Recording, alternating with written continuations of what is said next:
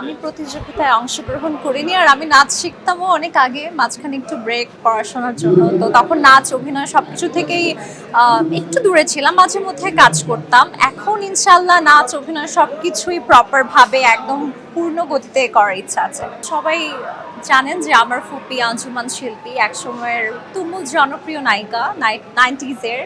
সেটা অবশ্য আমি জন্মের আগে। তারপরও আমি যখন ছোট ছিলাম তার কিছু মুভি দেখা হয়েছে। তিনি বাপ্পারাজ, সালমান শাহ এরকম অনেক গুণী আর্টিস্টদের সাথে কাজ করেছেন। আর ছোটবেলায় আমি ফুপির সাথে অনেক সময় সেটে যেতাম, ইভেন্টে যেতাম। সেই জায়গাটা থেকেই কিন্তু আমার মিডিয়াতে কাজ করার জার্নিটা শুরু করার একটা প্রয়াস ঘটে। সো হ্যাঁ, ফুপির সাথে এই তো আমরা দেশের বাইরে একটা ট্যুর থেকে আসলাম, কালকেই দেশে ল্যান্ড করলাম। তার আগে এক সপ্তাহ আমরা বিদেশে খুব সুন্দর সময় কাটিয়েছি। হ্যাঁ, আমার ফুপি আর সালমান শাহর করা মুভিটার নাম ছিল প্রিয়জন। খুবই সুন্দর একটা মুভি। সালমান শাহ এবং আরেকজন নায়ক ছিল, রিয়াজ স্যার বা বাপ্পারাজ ছিলেন। অবশ্যই মুভিটা দেখা হয়েছে, সেটার খুব জনপ্রিয় একটা গান আছে, জীবনে যারে চেয়েছি। হ্যাঁ, তো শোনা শোনা হয়েছে, দেখা হয়েছে।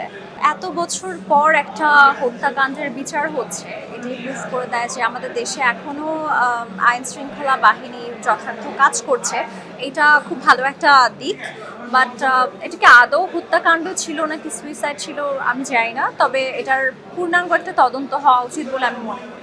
আমি জানি না কি অপরাধী, সবকিছুরই একটা সুষ্ঠু তদন্ত এবং সেটা তদন্ত করে যদি মনে হয় কেউ বিচার পাবে বা সে দায়ী, সেটার জন্য অবশ্যই বিচার পাওয়া উচিত।